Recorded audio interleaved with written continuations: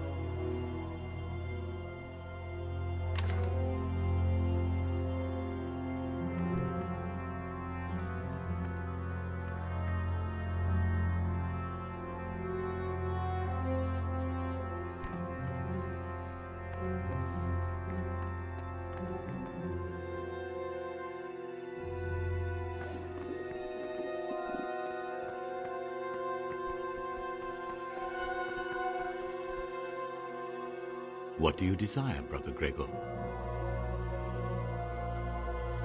Tell me about yourself. I'm the provost of this monastery. It's my job to ensure the monks live a humble life and that any surpluses go to the poor. But in reality, I spend all my time making sure my brother's gluttony and the construction of a new church don't swallow up the few resources we have left.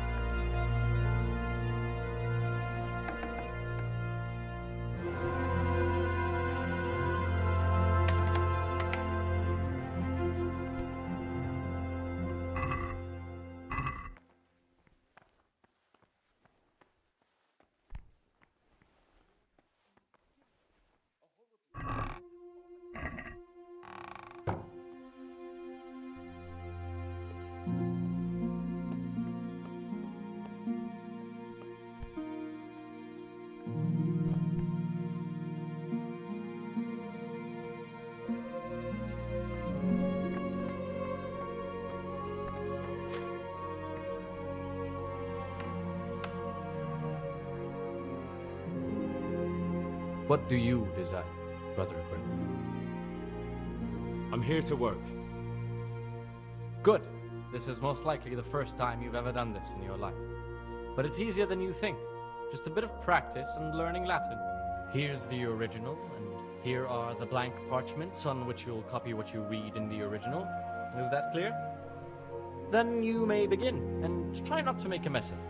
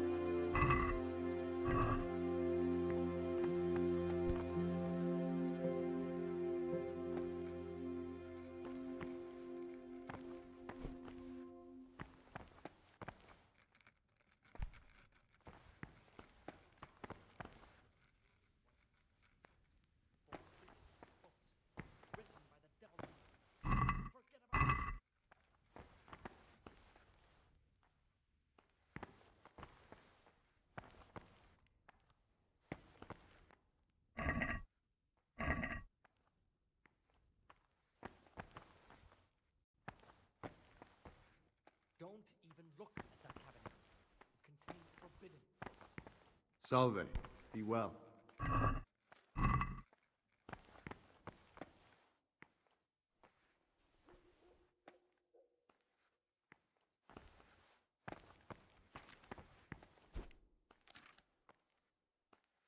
Are you interested in what's inside? Forbidden books, written by the devil himself. Forget about them.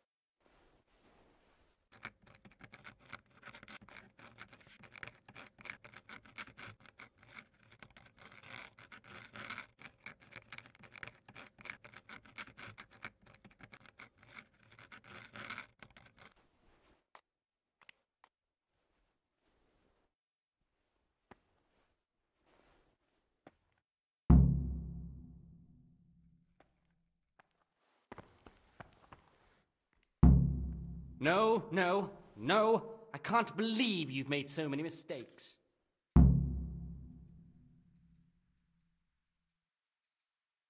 What would you like?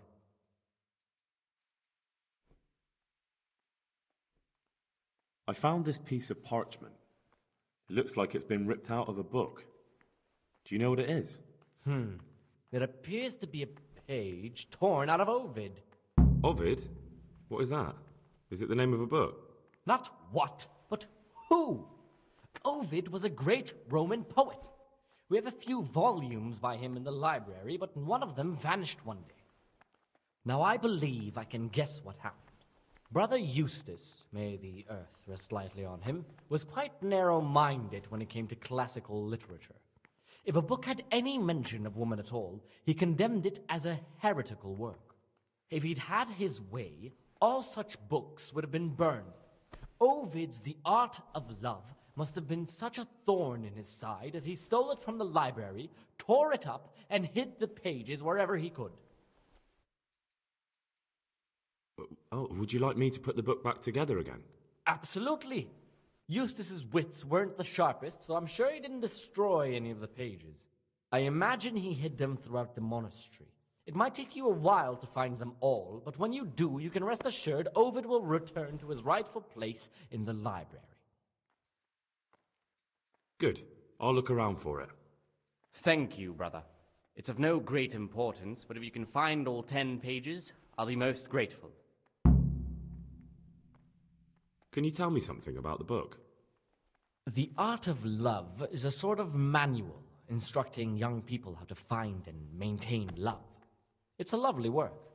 I don't understand what bothered Eustace so much about it, but as I was saying, he considered the book to be immoral and tore it up to stop it corrupting any of his brothers. Where should I look? If I knew, I wouldn't have asked you to do it. The pages of the book could be hidden anywhere, from the garden to the refectory. Is it possible to learn something about the other novices in the library? Only the abbot and the prior keep such records. And can I see them? No. The abbot writes and keeps his records in his chambers, and only he and the prior are permitted to read them. I found a few pages of the torn-up book, but I still don't have them all. Wonderful. Keep looking, then. I'm sure you can find the rest. I'd like to ask you something about the monastery. Tell me something about life here. Prayer, work, obedience. That just about sums it up. Who's in charge of things around here? Abbot Peter is the administrator of the monastery, but you won't see him. He's always traveling, and on top of that, he's old and infirm. Perhaps the good Lord will bless him with many more years of life. And what happens when the old abbot dies? Then we elect a new one.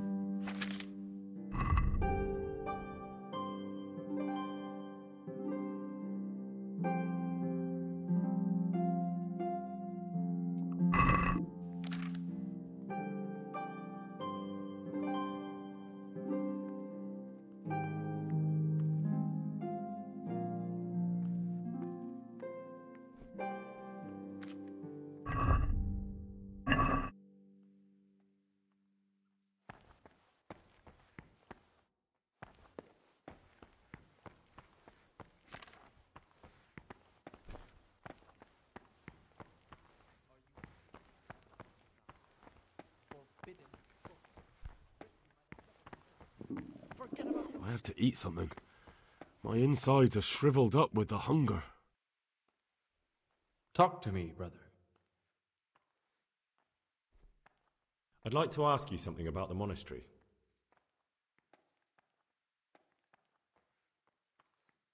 What are the roles of the various monks here? Well, the abbot is the head, but he's not here now. Then there's the prior and the sub-prior, the librarian, the porter, and many others. As a novice, you should be particularly mindful of the circators. They're the ones who maintain discipline and punish bad behavior. What can you tell me about the novices here? What can I say? You're here to demonstrate your devotion to God and to live a monastic life. After a year, you can make your vows and become a fully fledged brother. I meant something specific about the brothers that are here. But you know them yourself. Yorick is an odd one, but he's diligent and eager. Perhaps too eager. Siskin is good company, but a bit too worldly for a monk. Antonius is hard-working and will help with anything, but prays less than he ought. Lucas is as quiet as a mouse, and no one knows much about him. And then we have you, about who I know nothing. Can you tell me something about the rule of St. Benedict? Ha! 7 centuries ago, Saint Benedict of Nursia wrote a collection of monastic rules, which we still follow today. They're read at every meal. The fundamental precepts are obedience, work, and prayer. We're fully devoted to serving God. The outside world, beyond the monastery walls, is foreign to us. Do you never want to know what's going on out there? And what should be going on? The sky is just as blue, and the grass is just as green. Perhaps the rulers change, but the greatest ruler of them all will remain unchanged through the ages. I'm interested in the monastery's history. It was founded by Saint Procopius 500 years ago.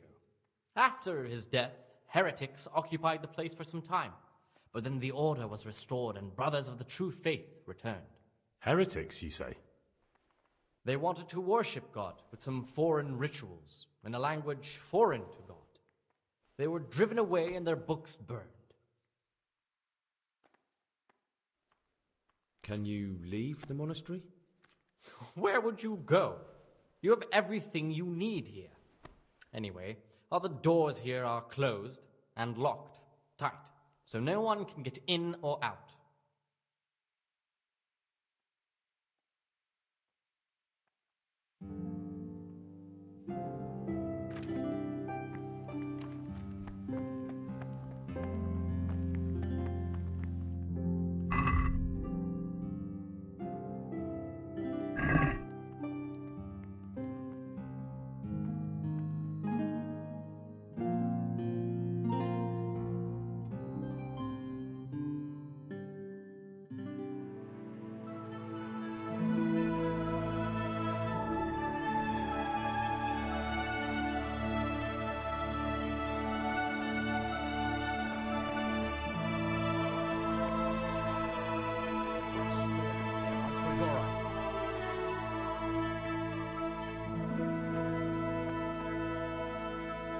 What would you like? I'd like to ask you something about the monastery. Who's in charge of things around here? Abbot Peter is the administrator of the monastery, but you won't see him. He's always travelling, and on top of that he's old and infirm. Perhaps the good Lord will bless him with many more years of life. And what happens when the old abbot dies? Then we elect a new one. Are there any candidates to be the new abbot? Yes, there are. Brothers John and Neverless. Cursed elections. Since the brothers began talking about them, there's only been strife in the monastery. On one side are brothers who'd like to see John as abbot. On the other, those who support Neverless. And they seem to be capable of fighting about it forever. Tell me about John. John is a Circator, and the oldest brother here. It would be only natural if he took the crossier from Peter. He has experience, merit, and composure. He'd lead the monastery wisely. I'd like to know about Nevlas. Nevlas manages the monastery's property. He doesn't have the most experience, but his drive and heart are pure, his faith firm, and his ideas rational. Although perhaps he's too keen to change our routines here, which many brothers don't like. Why does it matter so much who wins? Because the future direction of the monastery hangs in the balance. The younger brothers feel they have to work more than their superior brothers, and that some brothers are more concerned with their own comfort than with worshipping God. The older brothers take a different view. They say the younger monks want privileges they haven't earned, and each side has its own candidate. I thought politics weren't part of the monastic way of life. You're right. But we know nothing besides the monastery, and the abbot's decisions can influence our entire life. Some of the brothers take it very personally.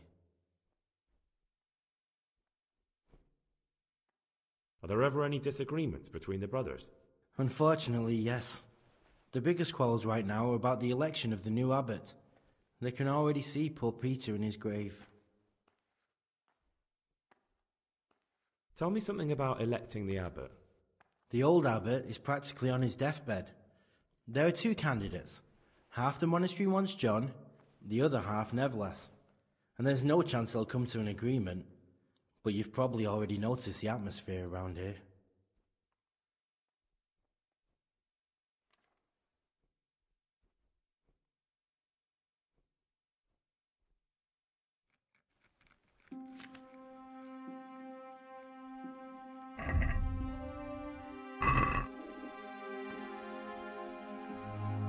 Ah, Gregor, talk to me.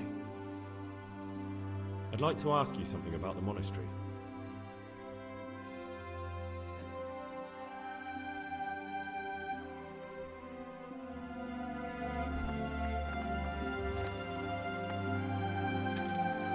I'm a new brother, a novice, Gregor. I don't know my way around here yet. You're in charge of the whole monastery, aren't you? Welcome amongst us. Yes, yes. The Lord wanted me to take over the abbot's duties in his absence, but mainly I'm a servant of God, just like you and all the other brethren. Before God, there's no difference between us. How do you like it here? I don't know yet. Haven't been here long. You're too humble. I'm sure you must have some opinion, but I won't pry it out of you.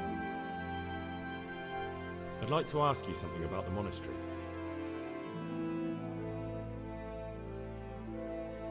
Will you tell me something about how the abbot is elected? Of course. Abbot Peter is old, and we're afraid he'll soon be with our Heavenly Father. When he's gone, someone else will have to lead the monastery. All the elder brothers will assemble to choose who that is. Anyone can become the abbot. Precisely. We have two candidates, Nevlas and John. As the spiritual shepherd of all of the brothers here, I'm not allowed to publicly express a preference for either. And as a novice, you shouldn't be involved in the election. I know that some brothers have already begun scheming, but don't even think about getting mixed up in it. With the blessing of the Holy Spirit, all will end up as it should be. Oh, God damn it, my stomach hurts. Ah, Gregor, talk to me. I'd like to ask you something about the monastery.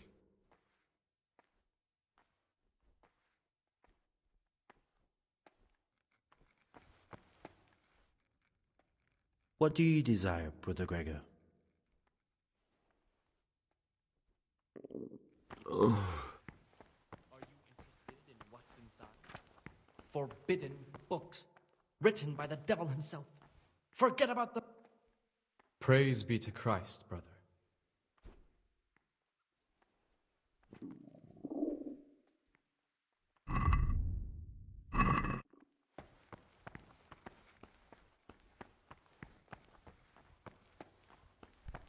Don't even look at that cabinet. It contains forbidden books.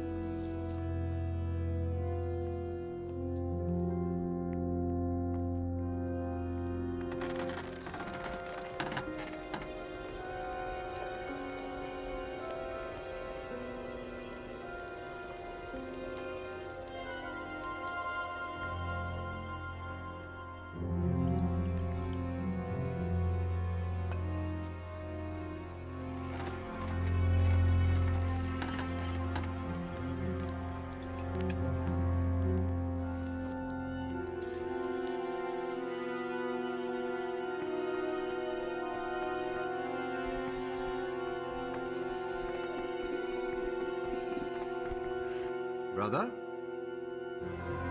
Where were you during Mass? Don't tell me you didn't know that Holy Mass is the foundation on which your life here is built. You're right, brother. This is your first warning. Don't do it again.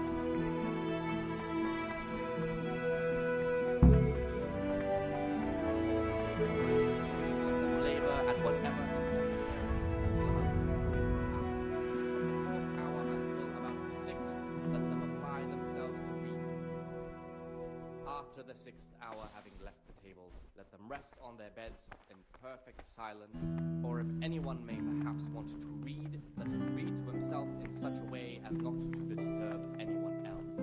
Let none be said rather early, at the middle of the 8th hour, and let them again do what work has to be done until vespers. Weak or sickly brethren should be assigned, which has to keep them from idleness.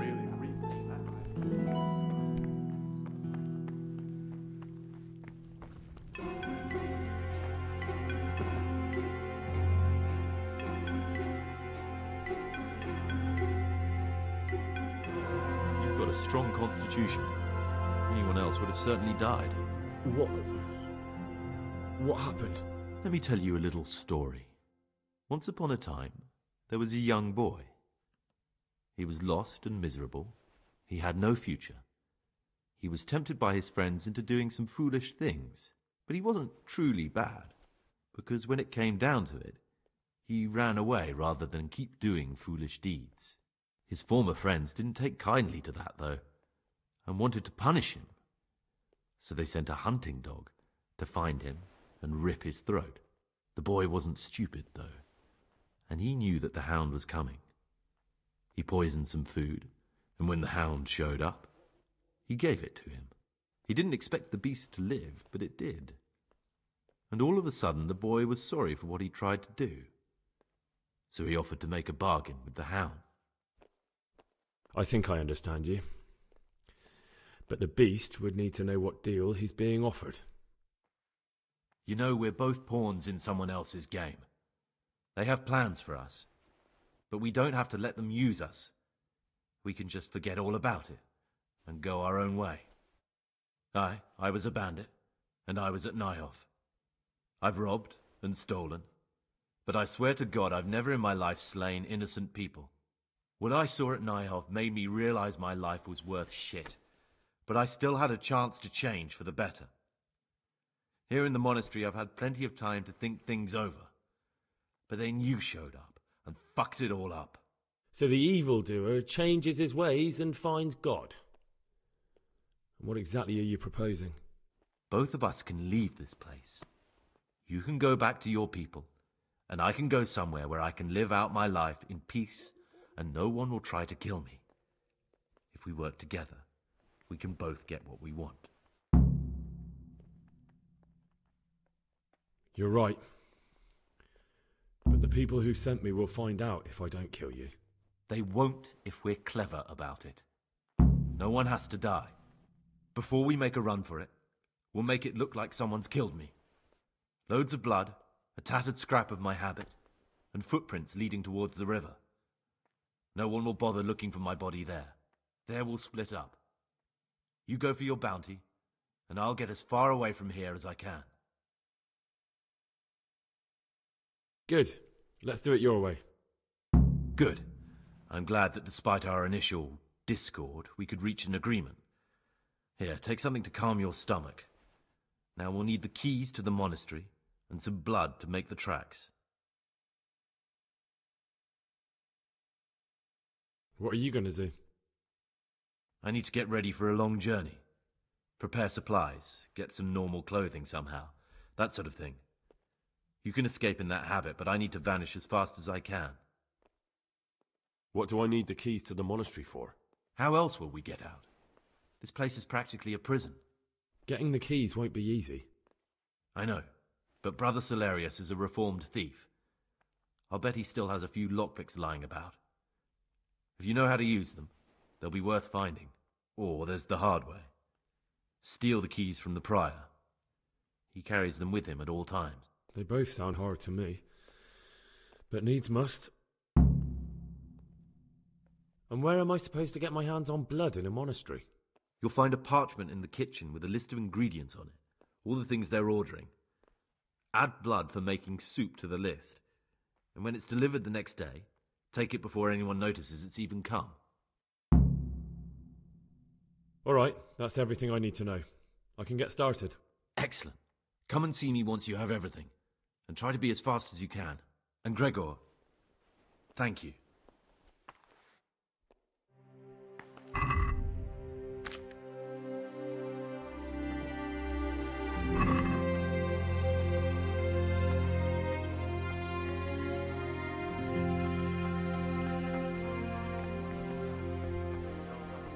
Stuck like a wine barrel in there.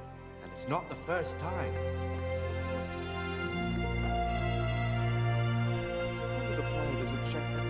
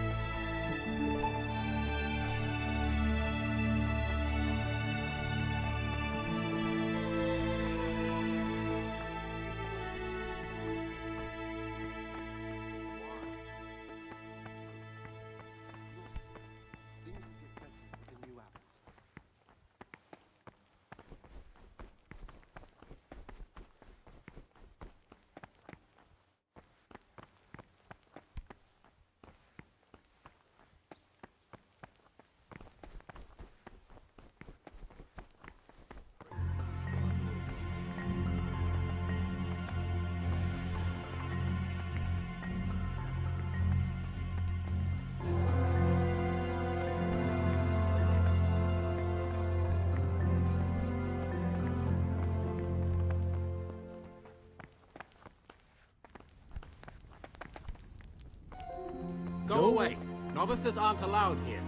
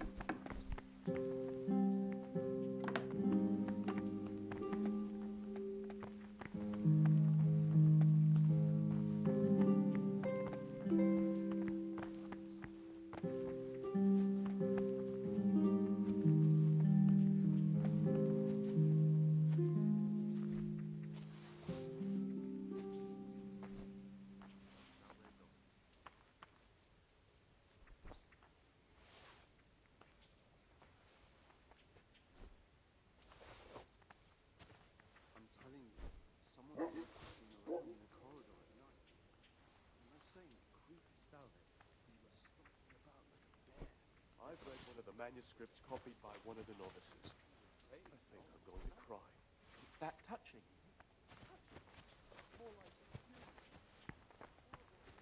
Don't move a muscle.